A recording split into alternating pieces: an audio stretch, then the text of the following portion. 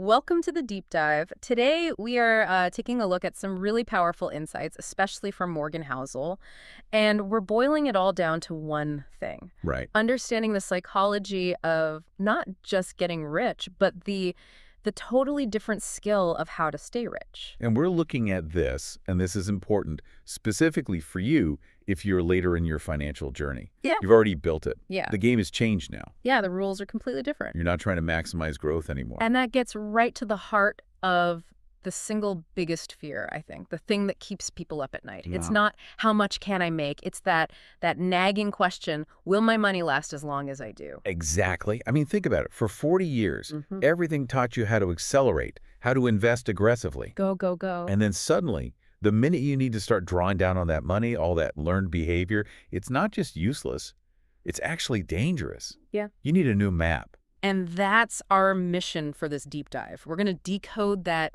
critical mental switch you have to make to go from getting rich to, well, staying rich. Okay, so let's start with that fundamental conflict because it seems intuitive, right? Getting rich, staying rich, they should be two sides of the same coin. You'd think so. It's the most common assumption. Yeah. You need smart investing for both. But they're not. They're opposites. They require totally opposing operating systems for your brain. Okay, unpack that. How so? Well, to get rich, you absolutely need to take risks. You need optimism. You need to believe the future is going to be better and put your money to work aggressively. That's that youthful, high-growth mindset we all learn. Precisely. But to stay rich, you need the exact antithesis of that. You need patience, you need humility, and what Housel calls a healthy dose of fear, a non-negotiable one. Fear, that's a loaded word, especially in finance. We're told to be fearless.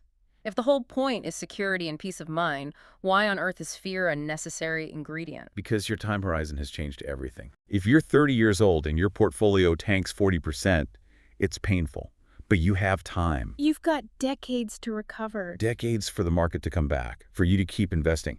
Time literally heals that financial wound. But when you hit retirement, that luxury is just gone. It's gone.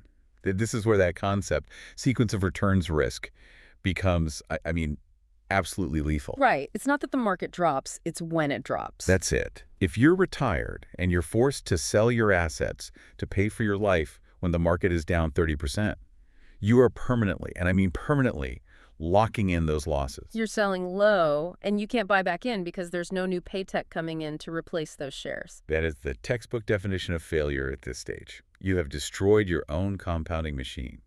And that's why the fear is essential. It's not anxiety. It's a survival instinct. It's understanding that one big mistake, one bad run, right at the beginning of retirement. It can be game over. It can be game over. Wow. That really is a paradigm shift. We're not just moving the goalposts, we're playing a different sport. We are.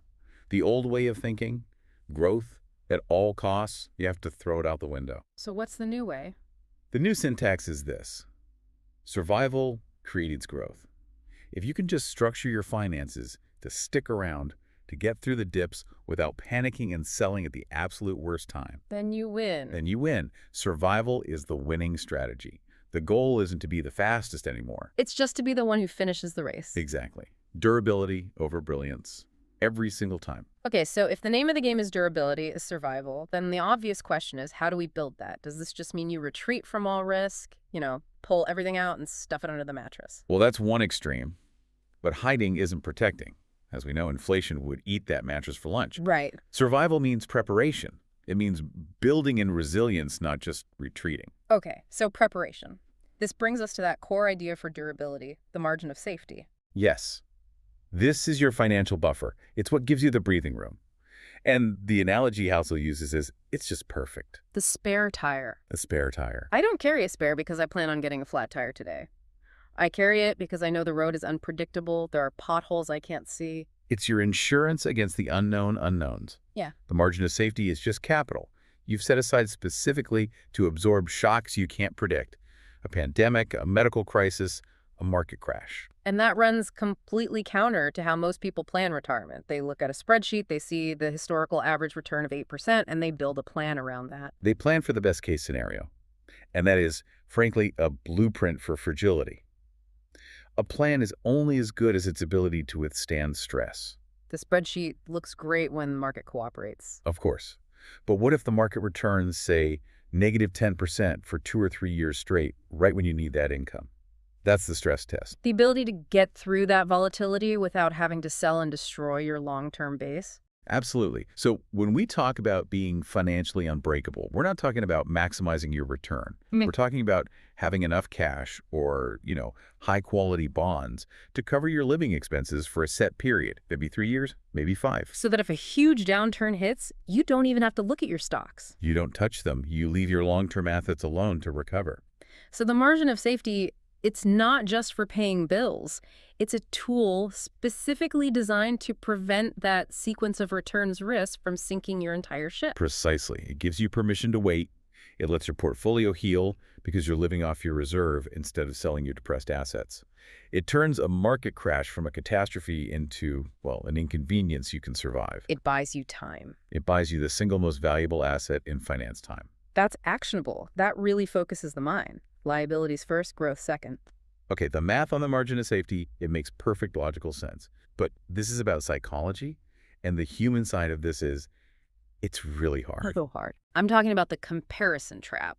It's one thing to have a plan. It's another to stick to it when your neighbor is bragging about the killing they made in crypto and you're sitting on a pile of cash earning nothing. The comparison trap is the silent killer of good financial plans. It's the emotional noise.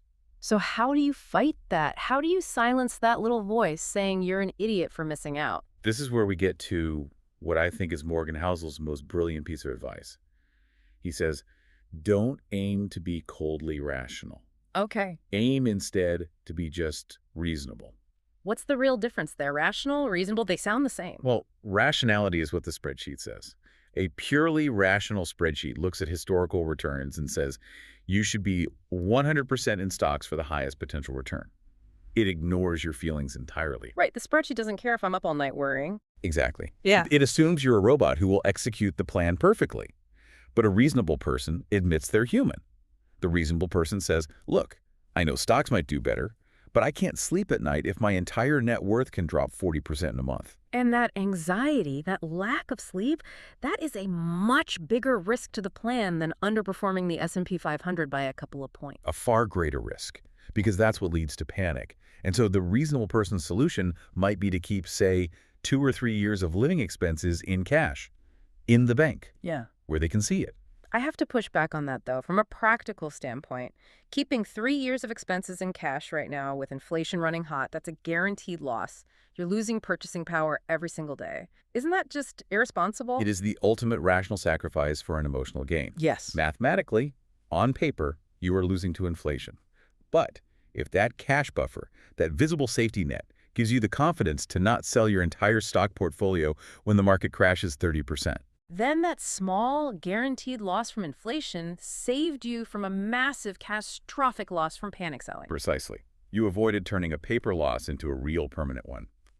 In that scenario, that cash, earning you 0 interest, was the single best investment you could have possibly made. It bought you stability. So the whole equation flips. You're not trying to earn interest. You're willingly sacrificing a little bit of interest to purchase a huge amount of sleep. And that is the wealthy mindset for this stage. That peace of mind, that comfort. You don't need to chase the highest returns anymore. You just need to be reasonable enough to stick with your plan when things get ugly. You know, this whole deep dive, it feels like it's giving people permission to just stop. Stop chasing the noise. I think so. When you put all this together, the focus shifts. It's not about how big the mountain can get anymore. It's about how stable the base is. And there's a lightness to that. There is. The goal is survival and reason, not this constant anxiety-inducing maximization. Your success metric changes. It's not your portfolio's annual return. It's the stability and the time your money buys you. It's the option to not make a bad decision under pressure. Which brings us to a really beautiful, I think, final definition of what wealth actually is at this stage of life. Yeah. Wealth is what you don't see. It's the anxiety you don't have. It's the freedom to wait. It's being able to keep your lifestyle and your dignity when the world around you is in a complete panic. That peace of mind, that's the real dividend. And so as you think about your own plan, your own approach to this, maybe ask yourself this question. If peace of mind is the ultimate goal of a successful retirement, how much interest are you currently sacrificing, or are you willing to sacrifice for a better night's sleep? The answer to that might just change everything.